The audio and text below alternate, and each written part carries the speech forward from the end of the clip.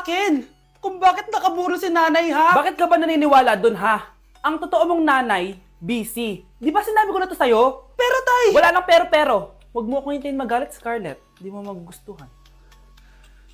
Hindi pwedeng hindi si nanay yung nakita ko sa cellphone. Alam na alam ko yung tsura ni nanay. Malalaman ko rin sikreto mo, tay. Oh, Scarlett, aalis ako ulit, ha? Huwag kang pasaway.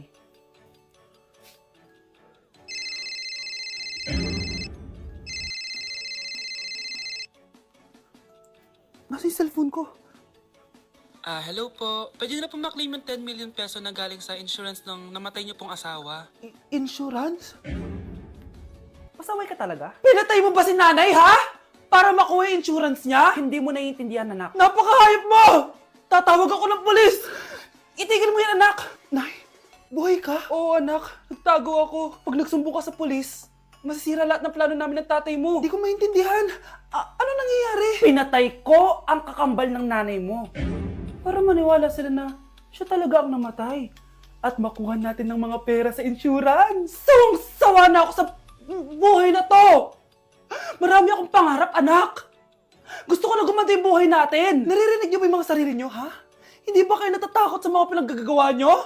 Kung yayaman tayo sa maling paraan at sa paraan na magtatago ka sa pulis, Nay, itigil niyo na to, please! Please lang!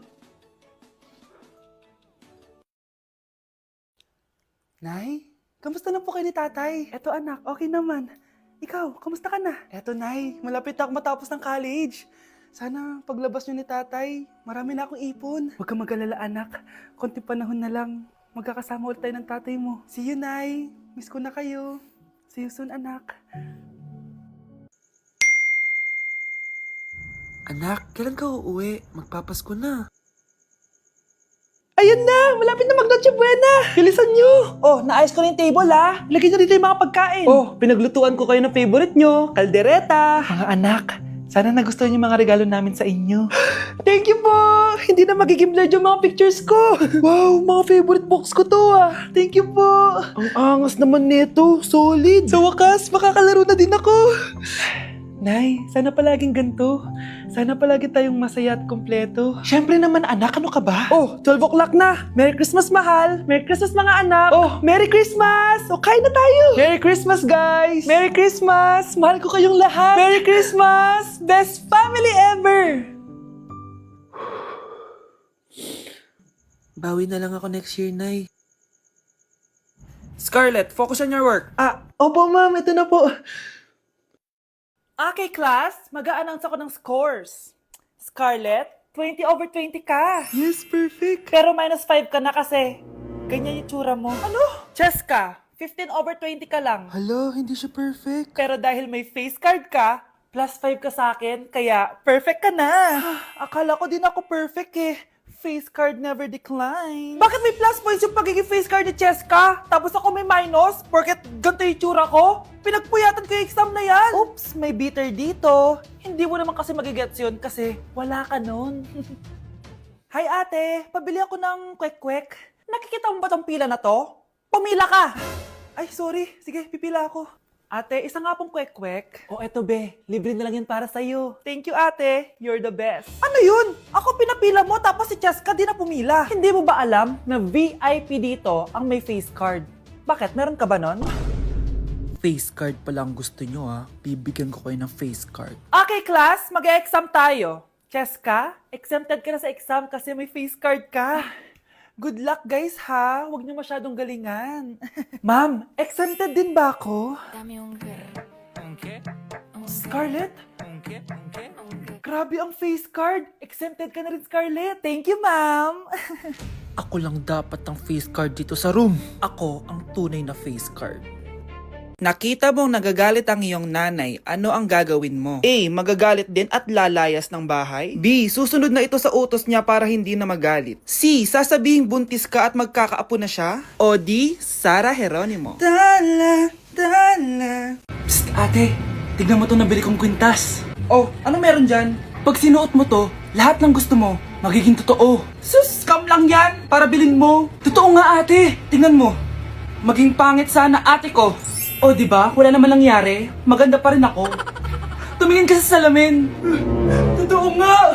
Ibalik mo na ako sa dati. Ibalik mo na sa dati yung ate ko. Asa na nga yan? Gusto ko ng bagong cellphone. Wow, ang galing. Gusto ko na magka-jowa. Tumatawag. Hello? Hi, ako nga pala si Christian, yung jowa mo. Ha, jowa kita. Bakit ang dumi ng bahay? Ano kayo dito mga boss? Maglinis nga kayo, punyeta. Nay, pwede tumahimik ka muna? Pwede bang honey bunch na lang yung tawagan natin? Nasa 4th floor pala yung room namin. Okay, ba't pawis na pawis ka? Naglakad kasi ako, bes, yung bahay namin hanggang dito. Ano? Ang layo ng bahay niyo dito, di ba? Paano mo kinaya yun, bes? At least nakatipid ako, di ba? Sige, be, kung saan ka masaya. Ano ba yun? Ba't ang asim? Sorry, be. Ikaw yun, Scarlett. Wala ka ba deodorant, be? Ikaw na lang mag-adjust, be. Nagtitipid kasi ako. Mahal-mahal kasi ng mga deodorant. Maawa ka naman. Kahit yun na lang, be. What if, huwag ka muna huminga? Oh, be, namalo ka. Okay ka lang ba? Sakit ng paa ko, bes. Di ako makalakad. Pilay na ata ako. O, ayan. Tipid pa more. Lakarin mo ulit yung bahay niyo, be. Paano ako uuwi dito, bes? Eh, di mag-grab ka. Nagtitipid nga ako, bes, di ba? Eh, di sakto, bes, kasi up to 15% cheaper ang ride sa Grab with their lowest fares ever on Grab Car Saver. Just open the app and kapag magbubook na kayo, just click on Grab Car Saver. May onting waiting time lang, pero sanay ka naman maghintay, di ba, bes? Ba't mo kayo na-atake, bes? Pero ang laki ng discount, ah. Naman. Tapos may additional 10% off pa on every ride for 60 rides if you subscribe to Grab Ride Saver. For as low as 99 pesos lang, bes. Pwede mo ba itong magsabayin with Grab Car Saver kaya makakatipid ka talaga. Ang sulit pala niyan, bes. Eh di go na, tara na. Mag-book ka na. Tara na, bes. Nandito na si kuya. Hello po, ma'am. Grab po. Bes, sakay na. Kayo ata yung pila, hindi ako. Manonood ako ng horror. Comedy na lang, puro ka horror, nagmumukha ka ng multo. Eh di wag ka manood, basta horror ang papanoorin ko. Comedy nga, para masaya. Aba, pati yan pag-aawayan nyo? Ako na lang manonood. Ayan, comedy pa kasi gusto mo. Nakakatawa kasi yung mukha mo. Nayo! Anak, saan niyo gusto pumunta sa Sabado? Sa Baguio, Nay, para malamig tapos maraming strawberry. La Union na lang tayo, Nay, para sa beach tayo tapos picture-picture tapos kain tayo ng seafood. Ano ba talaga? Baguio, Nay, La Union. O sige, magkanya-kanya na lang tayo, ha? Mga anak, bibili ako ng pagkain. Ano gusto nyo? Jollibee Cheesy Yum Burger! Abay, mala! Nagkasundo kayo, ah! Gaya-gaya! Bias ko yun, eh. Bias ko din yan. Pero narinig ko na may bagong special Cheesy Yum Burger at gusto ko itry. O sige, mga anak, wait nyo ako, ha? Mga anak, kain na! Sarap pa rin na tong original Cheesy Yum Burger for me. Ang beefy lang hap-sarap patty with cheese and classic yum sauce ng Jollibee. Bias talaga! Wow! Kakaiba yung atake na itong special cheesy yum burger. Pang bias wrecker. May beefy lang hap-sarap patty at cheese na nga. Meron pang crunchy pickle, onions, and ketchup. Oh, akala nyo kayo lang? Meron din ako niyan. Di talaga magpapatalo si nanay, oh. True.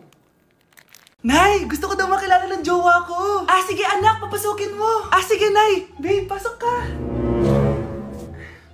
Halik kayo, kumain muna kayo.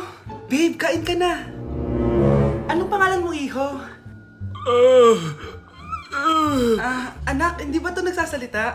Baka nahihiya lang yan, Nay. Ikaw talaga, babe. Sige, kain na kayo.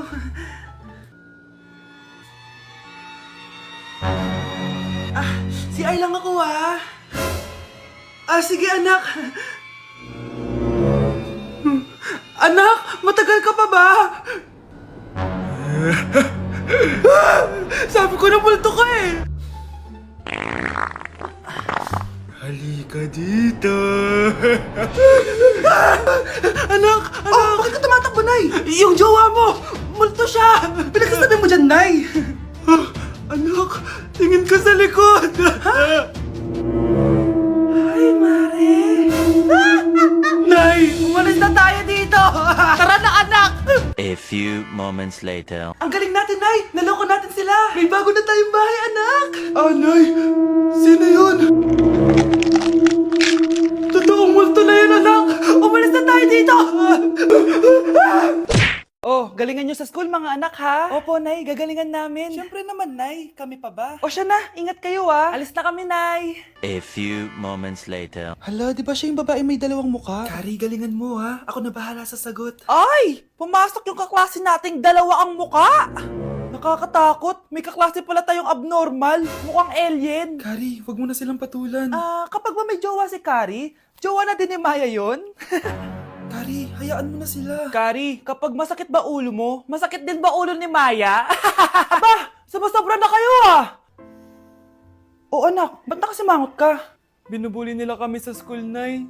Tinawag nila kaming abnormal. Mukha daw kaming alien, Nay. Mga anak, hindi kayo abnormal. Special kayo. Special kayo dito sa puso ko. Pero Nay, ang dami nilang sinasabi sa amin. Ay, hindi na importante kung ano man sabihin nila. Ang importante, mahal ko kayong dalawa. Tandaan nyo lagi yan, ha? Mahal ka din namin, Nay. Opo, Nay. O siya na, matulog na kayo. Maaga pa yung klase nyo bukas. Sige, Nay. Tulog na po kami. Good night, Nay. Good night, mga anak. Balang araw, malalaman niyo rin kung bakit kayo ganyan. Maya, huwag mo akong iiwan, na. Oo naman, Kari. Forever tayo magkasama. Good night, Maya. Good night, Kari. 1 hour later. Kari? Kari! Ay, Kari! Good morning, Maya. Maya? Ba't di ka nagsasalita? Maya! Ay, salamat, makakapagpahinga na ako. Hindi ko rin makakatulog na ako. Ano naman yan? Be, nasan yung part mo sa research? Kailangan na natin yun. Kakauwi ko lang, tama? Tayo ay nasa bahay. So, ang mga schoolworks, yung mga research, iwan natin yan sa school. So, kapag kakauwi ko lang at gusto ko matulog, imbes na huwag kang tumawag, anong ginawa mo? Nasaan yung research natin? Tapos mo na ba? Be, kakauwi ko lang. Hindi ako robot. Kailan ako tumawag sa'yo at nagganap ng research na kakauwi mo lang? Never. Ang tawag doon, konsiderasyon. Hindi naman tayo babagsak kung magpapahinga tayo, di ba, be? Malilate na kasi tayo, kailangan natin magpasa. Aba, be, pwede ba ako magpahinga? Hindi lang naman sa school umiikot yung buhay ko. Kaya nung tumawag ka, napagaron ako, oh. Aba, sira ulo to, ah. Kakauwi ko lang, ah. Pahinga din tayo, be. Baka bago natin mapass yung research natin, mapass away tayo. Sige na. Kaya hindi umuunlad ang Pilipinas dahil kinukurakot nyo. Mahiya naman kayo! Don't stop shaming them. Deserve nila yan. Mainit ang mata sa atin ng mga tao. Kaya siguraduhin nyo na magmumukha tayong malinis, ha? Dad! Alam na nilang lahat! Nadidepress na ako! Binabash nila ako sa social media. Tapos kanina sa school, binubuli nila ako. Nasisira image ko. Ayusin mo to, Dad! Gumagawa na ako ng paraan, anak. Pero sa ngayon, kailangan ko muna kayo palipad sa Amerika para safe kayo. Okay, Dad. I'm calm. Bigyan mo ako ng 10 million pang shopping ko doon, ha? May mga mag-iimbestiga dito. Kaya lahat ng mga luxury cars namin, itago nyo muna. Hindi nila pwede makita yung mga yon. Base sa report na binigay sa akin, may ghost project daw kayo. Totoo ba yon? Wow! It's a yes or no question. Bakit di ka makasagot? Your Honor, kakusapin ko po muna yung lawyer ko. Ang kakapal nyo. Halata naman sa mga kilos nyo na guilty kayo. Kamusta na kaya sila, Mom and Dad? Sana okay lang sila. Nawala sa garahe ang 10 sa 12 luxury cars. Pati mga sasakyan tumakas na. Hindi kami papayag na hindi kayo mananagot. Hindi kami mananahimik sa issue na to. Sige, 50 pa. Malapit na. Oh, sige na. Last set na to. Ay, grabe. Ano ba?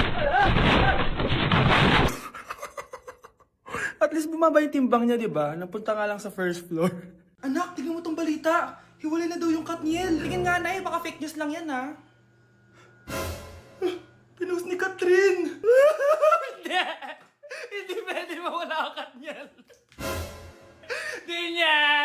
Catherine, bakit niyo ginawa sa amin to? Okay na ito. Breaking news. Walang pasok on all levels dahil hiwalay na ang Katniel. Pati sa balita ang OA, kala mo di ka nanonood ng movie ng Catherine, ha? Umiiyak ka pa nga eh. Ayun na, nakakakilig naman. Wala nang nangyari. Hindi ka mamamatay. Oo na, die hard fan ako ng Katniel.